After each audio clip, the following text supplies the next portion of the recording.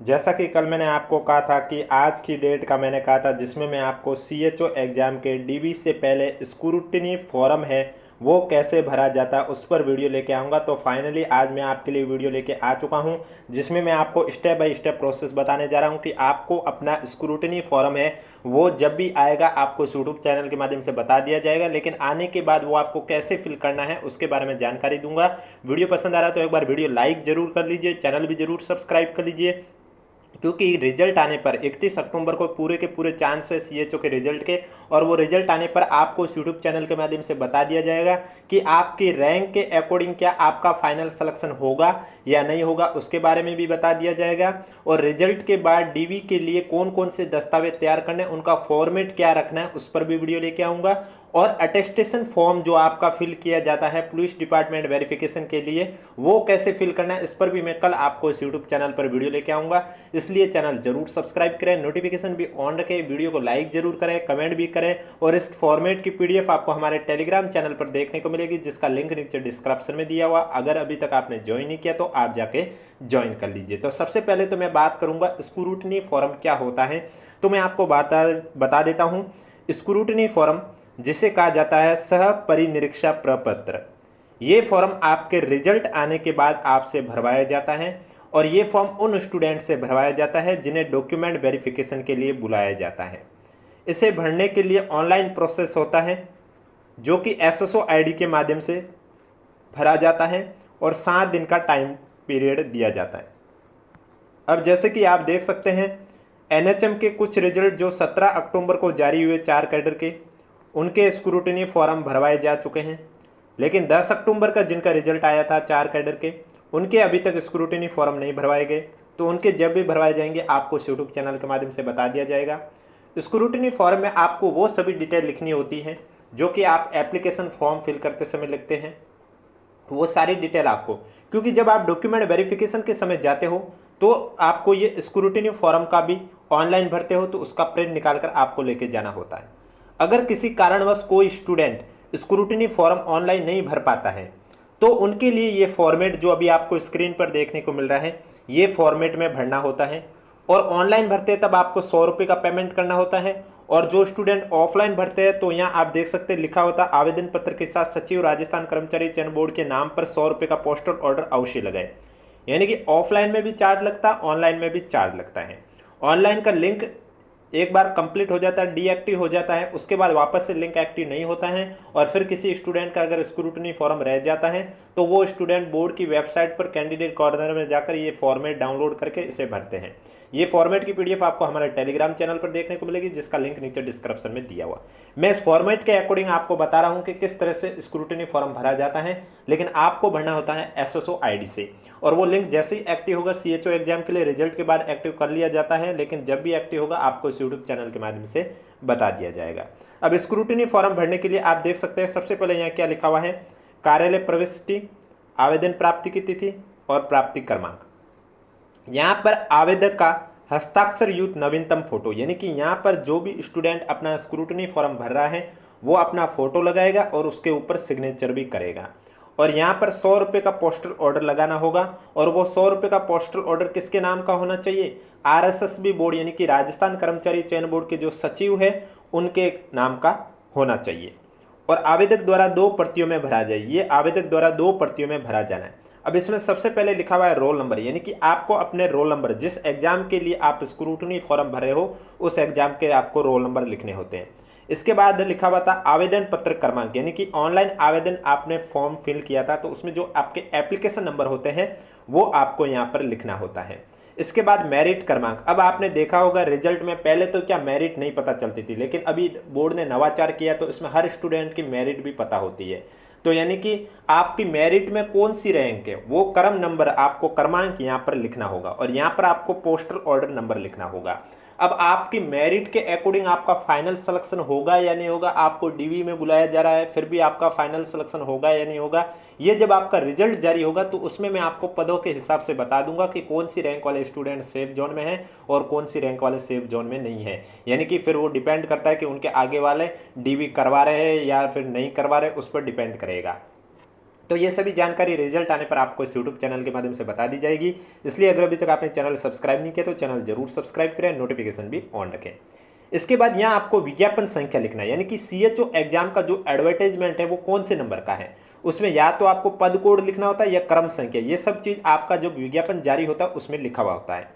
इसके बाद पद का नाम, आपके पद का नाम क्या है और आपका ये एग्जाम कौन सा विभाग करवा रहा है उस विभाग का नाम भी, ये चीज़ आपका जब एडवर्टाइजमेंट आप डाउनलोड कर लीजिए उसमें ये सब चीज़ लिखी होती है, पद का नाम क्या है, विभाग का नाम क्या है। इसके बाद आरक्षण वर्ग के लिए आप कौन सी कैटेगरी से, जनरल वाले जनरल में जाएंगे, आर्थिक रूप से कमजोर यानी कि ईडब्ल्यूएस, अन्य पिछड़ा वर्ग यानी कि ओबीसी, अति पिछड़ा वर्ग यानी कि एमबीसी, अनुसूचित जाति यानी कि एससी कैटेगरी, अनुसूचित जनजाति यानी कि एसटी कैटेगरी, जनजातीय क्षेत्रों में फिर एससी एसटी, और 12 जिले के किशनगंज शाहबाद तहसील के शहरिया, जिस भी कैटेगरी में है उस कैटेगरी पर आपको टिक करना हो। उसके बाद मूल निवास व जन्म स्थान लिखना होता है, यानी कि आपका मूल निवास, अभी आप कहाँ पर मूल रूप से रहते हैं वो आपको राज्य लिखना होगा, जिला लिखना होगा, तहसील लिखनी होगी, और अन्य टिप्पणी में भी कुछ लिखना चाहते हो तो वो आपको लिखना होगा। आपका जन्म कहाँ पर हुआ था वह जन्म स्थान में आपका राज्य लिखना होगा, आपको अपने जिले का नाम लिखना होगा, तहसील का नाम लिखना होगा, और अन्य टिप्पणी में अगर आप कुछ लिखना चाहते हो वो लिख सकते हैं। इसके बाद अतिरिक्त विशेष श्रेणी, अगर किसी की कोई अन्य श्रेणी भी है तो यहाँ आवेदक संबंधित कॉलम में हाँ अंकित करें, शेष कॉलम में क्रॉस का चिन्ह अंकित करें, यानी कि इसमें जो भी आपकी कैटेगरी है उसमें आपको हाँ लिखना है और बाकी जो कैटेगरी नहीं है उसमें आपको इस तरह से क्रॉस कर देना है। यानी कि अगर महिला कैटेगरी में कोई अविवाहित है तो वो अविवाहित के नीचे हाँ लिख लेगा और बाकी सभी में क्रॉस कर देगा। अगर कोई विवाहित है या विधवा है या विच्छिन्न विवाह है, जो भी है उसमें उसके नीचे वो हाँ लिखेंगे, बाकी सभी इसी तरह क्रॉस कर देंगे। इसी तरह विशेष योग्य जन में अगर कोई दृष्टिहीन या अल्पदृष्टि है तो वो उसके नीचे हाँ लिखेगा, बाकी सभी क्रॉस। अगर आप मूकबधिर हो तो वहाँ हाँ लिखो, अगर आप एलडीसीपी कैटेगरी में आते हो तो वहाँ हाँ लिखो, अगर आप भूतपूर्व सैनिक हो तो इसके नीचे यहाँ पर आपको हाँ लिखना है, अगर आप उत्कृष्ट खिलाड़ी हो तो यहाँ पर आपको हाँ लिखना होगा, अगर आप एनसीसी के सर्टिफिकेट आपके पास है और एनसीसी के कैंडिडेट हो तो यहाँ आपको हाँ लिखना होगा, या फिर आप एमआईएमडी कैटेगरी में हो तो यहाँ आपको हाँ लिखना होगा। अब कट ऑफ, बहुत स्टूडेंट कह रहे थे इसकी कट ऑफ कितनी जाएगी, तो मैं आपको बता देता हूँ। कट ऑफ के बारे में भी वीडियो के लास्ट में चर्चा कर लेंगे थोड़ी, कि ये जरूर है कि कट ऑफ पिछली बार की तुलना में हाई जाएगी, उसके पीछे के कारण भी बता दूंगा वीडियो के लास्ट में। लेकिन उससे पहले स्क्रूटिनी फॉर्म कैसे भरते हैं वो जानना बहुत जरूरी है। सेवारत कर्मचारी है तो फिर राज्य सेवा कर्मचारी, पंचायती राज, विभागीय कर्मचारी, अराजपत्रित कर्मचारी, मंत्रालय कर्मचारी, सेवारत कर्मचारियों के लिए फिल करना होता है। अब यहाँ से आपका फॉर्म भरना शुरू होता है। 1 नंबर पॉइंट में लिखा हुआ है कि आवेदक का पूरा नाम, यानी कि स्टूडेंट को अपने फॉर्म के अंदर जितना उसका नाम है वही फॉर्म का अंदर जो नाम है वो यहाँ पर लिखना है।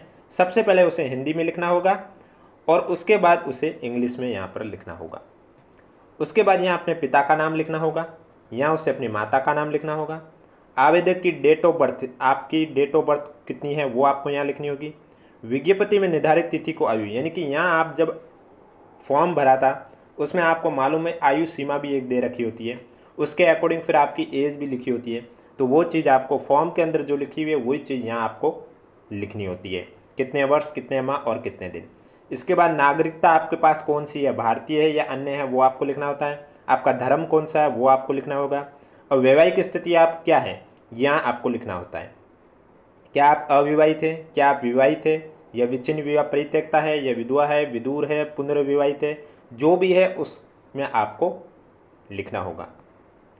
इसके बाद अगर आप विवाहित हो, मान लीजिए आप मैरिड की हुई है, आप विवाहित हो, तो फिर जो विवाहित है उनको यहाँ पर पति या पत्नी का नाम, यानी कि अगर महिला कैंडिडेट ये फॉर्म फिल कर रही है तो उसे यहाँ पति का नाम लिखना होगा।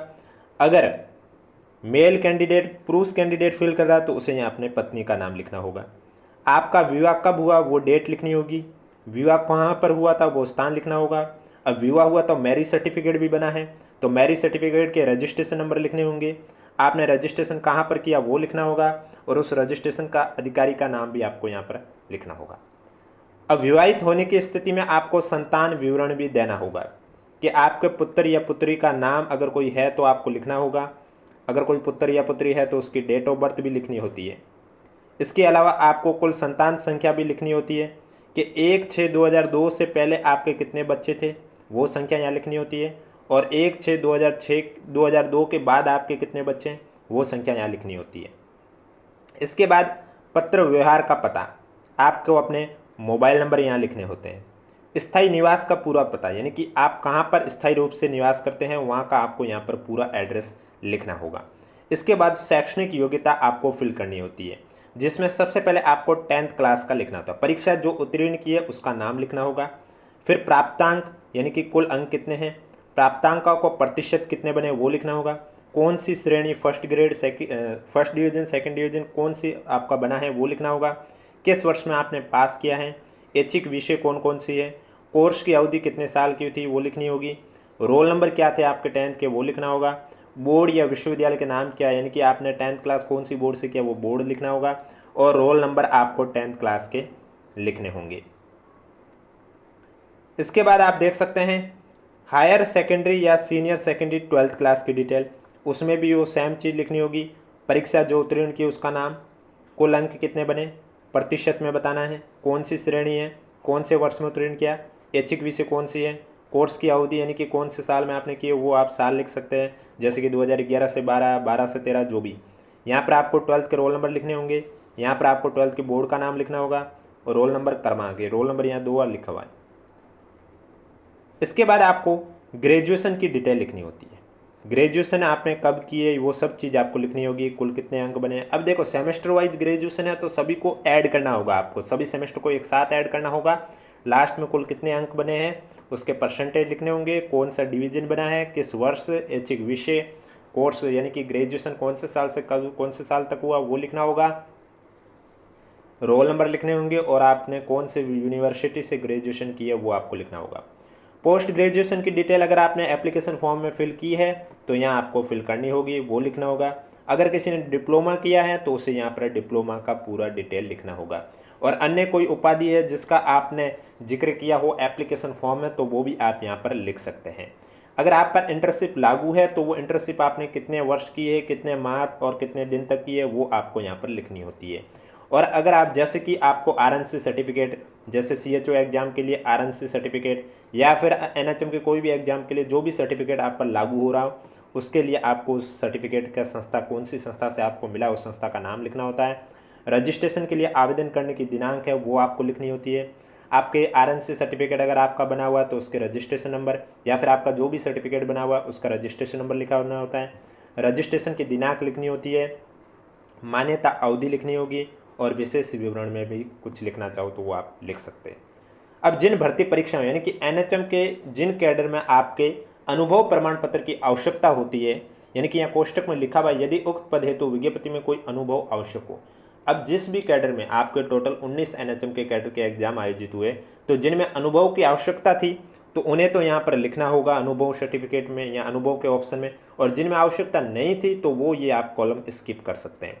तो जिनको आवश्यकता होती है तो उन्हें क्या क्या लिखना होता है, आपका विभाग या संस्था का नाम लिखना होगा जहाँ से आपको सर्टिफिकेट मिला है, पंजीयन संख्या लिखना होगा उस संस्था का, पद जिस पर कार्य किया आपने कौन से पद पर कार्य किया वो कार्य लिखना पद लिखना होगा, अनुभव अवधि कौन सी दिनांक से कितनी दिनांक, यानी कि किसी को 2 साल का एक्सपीरियंस है तो कौन सी दिनांक से कौन सी दिनांक वो लिखना होगा, और विशेष विवरण में भी आप कुछ लिखना चाहो तो वो लिख सकते हैं। इसके बाद अतिरिक्त विस्तृत सूचना, जैसे कि यहाँ लिखा हुआ है यदि आपने पूर्व की सूचना से भिन्न भी कार्य किया है या कार्यरत है तो उसका पूरा विवरण नीचे लिखें। यानी कि जो पहले अभी आपने सूचना दी इससे अलावा भी आपने कोई कार्य किया है और उसकी अगर आप सूचना देना चाहते तो आप लिख सकते हैं। पद का नाम, नियुक्ति अधिकारी का पद नाम, विभाग का नाम, पद ग्रहण करने की कौन सी दिनांक, पद कब छोड़ा आपने, वो स्थायी थे या अस्थायी थे या संस्थायी थे, वेतनमान मूल वेतन कितना था, वो सब चीज़ आपको यहाँ पर लिखनी होती है। इसके अलावा नेक्स्ट पॉइंट है यदि आप विज्ञापन के अनुसार अधिकतम आयु सीमा में छूट चाहते हैं तो प्रमाण सहित संबंध प्रावधान का उल्लेख करें जिसके अंतर्गत आप आयु सीमा में छूट प्राप्त करने के अधिकारी, यानी कि आपने फॉर्म फिल किया उसमें अगर आपको आयु सीमा में छूट चाहिए तो उसका भी आपको यहाँ पर प्रमाण सहित संबंध प्रावधान का यहाँ पर आपको उल्लेख करना होगा। यदि आपने अन्य कोई विशेष योग्यता या अनुभव या पुरस्कार या पदक विजय चिन्ह प्राप्त किया हो तो जो कि इस पद के चयन में सहायक हो तो उसका भी पूर्ण विवरण दें। अब देखो जिस फॉर्म के लिए आप स्क्रूटनी फॉर्म फिल कर रहे हो उस फॉर्म के लिए अगर आपने कोई अनुभव सर्टिफिकेट प्राप्त किया हो या कोई विशेष योग्यता हो या कोई पुरस्कार हो या कोई पदक हो या कोई विजय चिन्ह हो जिससे कि आपके पद पर असर पड़े तो उसका अगर आप पूर्ण विवरण देना चाहते हो तो यहाँ आप दे सकते हैं। यदि आपने कोई ऐसा कोई शोध किया हो या आपकी कोई पुस्तक हो या शोध पत्र प्रकाशित हो जो कि इस पद के चयन में सहायक हो, तो उसका भी पूर्ण विवरण आप दे सकते हैं। यानी कि आप जिस पद के लिए दे रहे हैं या फॉर्म फिल कर रहे हो, उसके लिए अगर आपने कोई पुस्तक लिखी है जो उस पद के लिए आपके लिए सहायक होगी या उससे आपको बेनिफिट मिले, तो उसका भी आप यहाँ पर पूर्ण विवरण दे सकते हैं। यदि आपको कभी आयोग या बोर्ड द्वारा दंडित, ब्लैकलिस्ट, विवर्जित किया हो तो उस परीक्षा का नाम, वर्ष, उसके कारण, यानी कि किसी बोर्ड या आयोग द्वारा आपको अगर ब्लैक लिस्ट किया गया हो तो उसके पीछे का कारण आपको बताना होता है। कौन से वर्ष ब्लैक लिस्ट किया गया है, कौन सी परीक्षा के लिए किया गया और कौन से विभाग द्वारा, तो ये सब चीज़ आपको लिखनी होती है। इसके बाद आवेदक द्वारा शपथ युक्त घोषणा, इसमें क्या लिखा हुआ आप देख सकते हैं, मैं एतद द्वारा शपथ पूर्वक घोषणा करता हूं या करती हूं। अब अगर आप मेल कैंडिडेट हो तो करता हूं, फीमेल है तो करती हूं।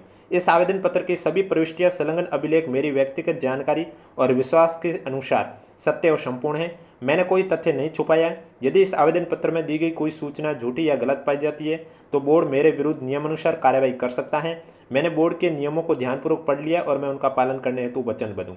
ये वचनबद्ध शपथ पत्र है, यानी कि जो भी आपने डाटा दिया है वो सभी सही है। अगर किसी भी डाटा में कोई भी जाली दस्तावेज पाया गया या गलत सूचना पाई गई है तो बोर्ड द्वारा आपके विरुद्ध कार्रवाई भी की जा सकती है। इसको लेकर ये लिखवाया जाता है। मैंने अपने कार्यालय या विभाग के अध्यक्ष को लिखित रूप में सूचित कर दिया है कि मैं इस पद के लिए आवेदन कर रहा हूं। मैं ये भी घोषणा करता हूं कि मेरे दिनांक 1/6/2 को या उसके बाद से 2 से अधिक संतान नहीं है और जो लागू ना हो तो उसे काट दें। तो आप यहाँ पर आपको स्थान, यहाँ पर डेट और यहाँ पर आपको अपना सिग्नेचर करना होता है।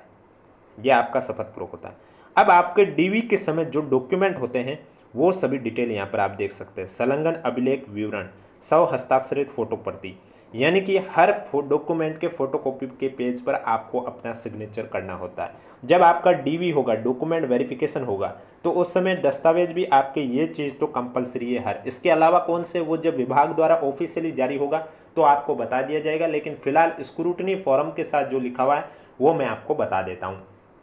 यहाँ आप देख सकते हैं सबसे पहले लिखा हुआ अंक पत्र, यानी कि आपको सेकेंडरी क्लास का अंक पत्र, और उसके बाद लिखा हुआ है प्रमाण पत्र। यानी कि आपने देखा होगा कहीं कहीं पर बोर्ड, 10th बोर्ड में प्रमाण पत्र, अंक पत्र एक ही होता है, तो किसी किसी बोर्ड में अलग अलग होते हैं। तो जिनके अलग अलग होते हैं उन्हें फिर वो दोनों दिखाने होते हैं डॉक्यूमेंट वेरिफिकेशन के समय, और जिनके एक ही होता है तो फिर उन्हें वो एक ही चीज़ दिखानी होती है।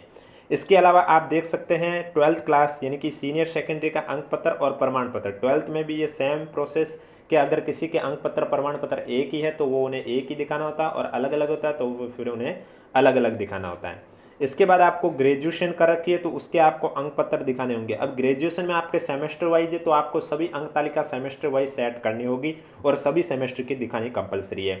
इसके अलावा आपने ग्रेजुएशन जिस कोर्स में किया उसकी आपको डिग्री भी दिखानी होगी, चाहे BA, BCom, BSc, BE, BTech जो भी हो।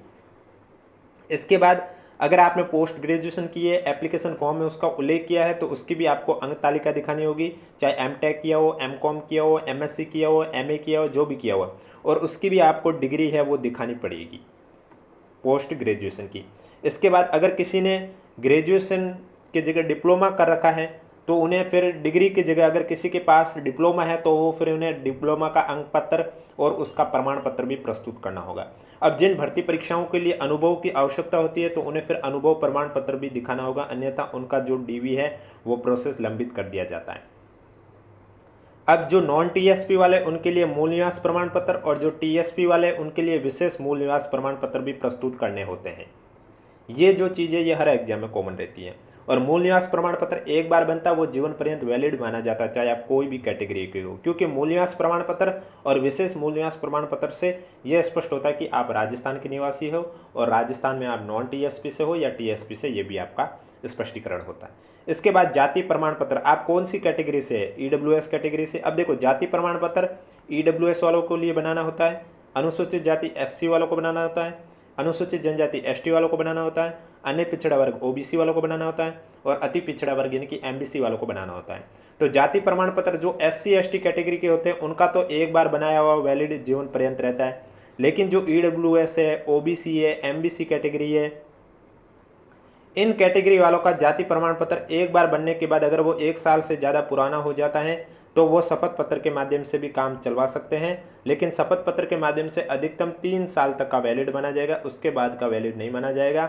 इसलिए अगर आपका जाति प्रमाण पत्र 1 साल से अधिक पुराना है तो कोई बात नहीं, शपथ पत्र से भी आपका काम चल जाएगा। इसके बाद अन्य प्रमाण पत्र, और भी मैं आपको बता देता हूँ, इतने डॉक्यूमेंट से कुछ नहीं होगा। CHO एग्जाम का जब DV होगा, इसके अलावा और भी डॉक्यूमेंट वचनबद्ध का हुआ है, उसके अलावा हस्तलिपि नमूना हुआ है, इसके अलावा और भी चरित्र प्रमाण पत्र हुए, यानी कि और भी डॉक्यूमेंट चाहिए होंगे। वो जब आपका ऑफिशियली नोटिफिकेशन आएगा तब मैं विस्तार से बता दूंगा और उन सबके फॉर्मेट भी बता दूंगा कि आपको कौन से फॉर्मेट में क्या करना है। इसलिए जिन भी स्टूडेंट ने अगर अभी तक आपने हमारा चैनल सब्सक्राइब नहीं किया है तो चैनल जरूर सब्सक्राइब करें, नोटिफिकेशन भी ऑन रखें।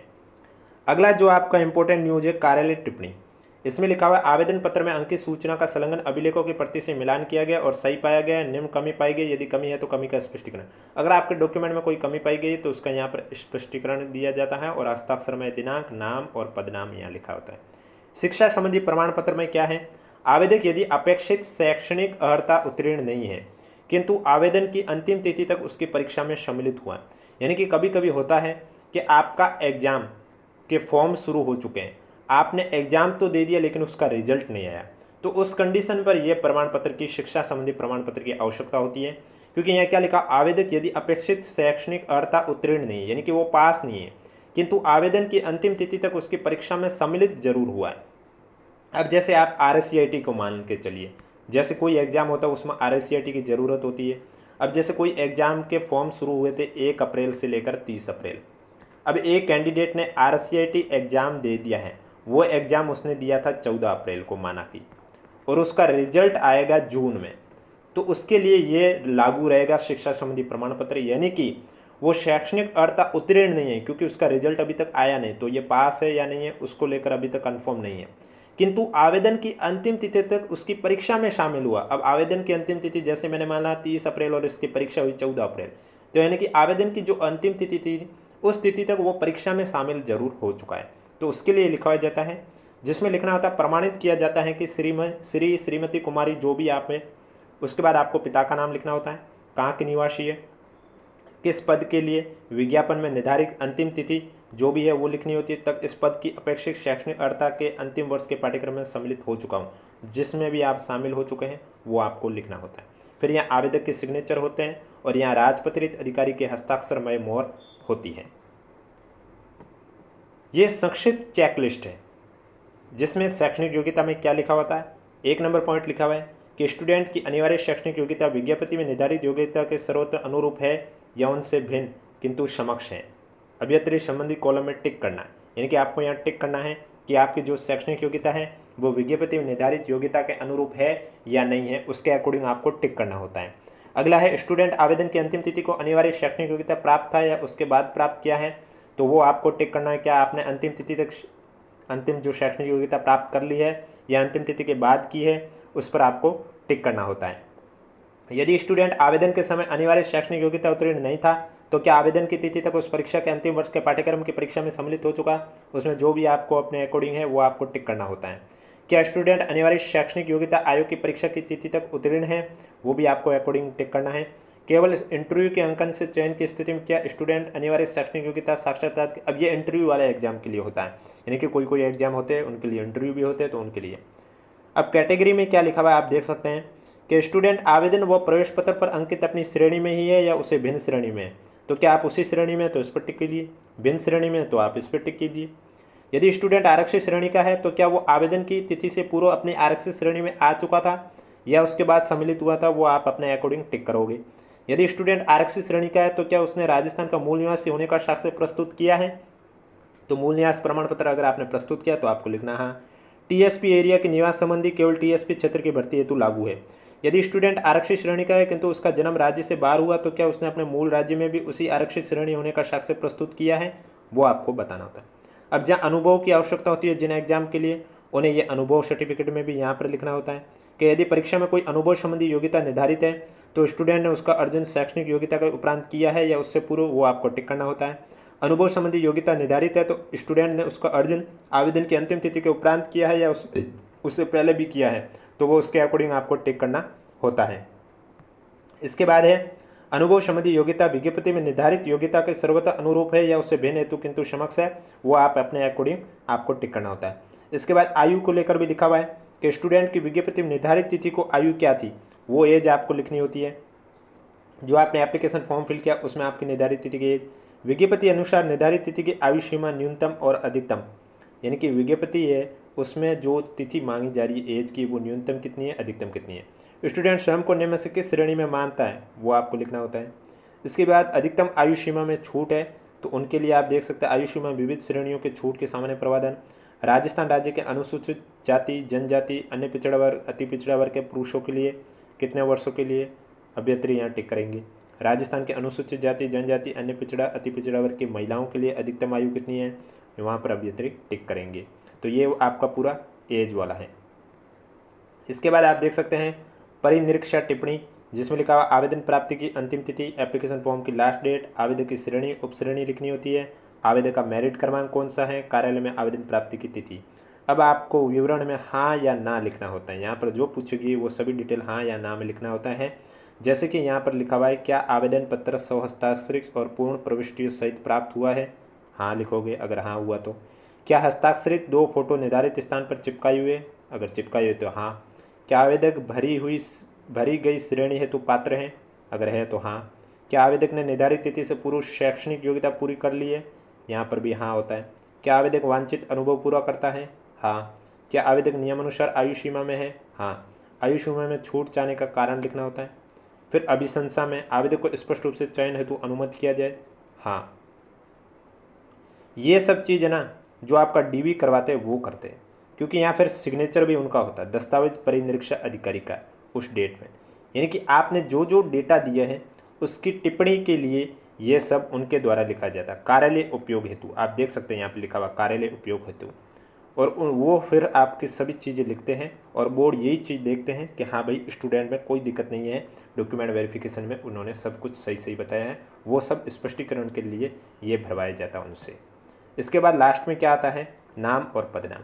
अब कल मैं आपको इसी YouTube चैनल पर अटेस्टेशन फॉर्म है वो कैसे फिल किया जाता है, जो कि पुलिस डिपार्टमेंट द्वारा वेरीफाई किया जाता है, उसके लिए अटेस्टेशन फॉर्म फिल करवाया जाता है। तो ये कैसे फिल करना होता है इस पर भी मैं वीडियो लेके आऊँगा, इसलिए अगर अभी तक आपने चैनल सब्सक्राइब नहीं किया तो चैनल जरूर सब्सक्राइब करें, नोटिफिकेशन भी ऑन रखें।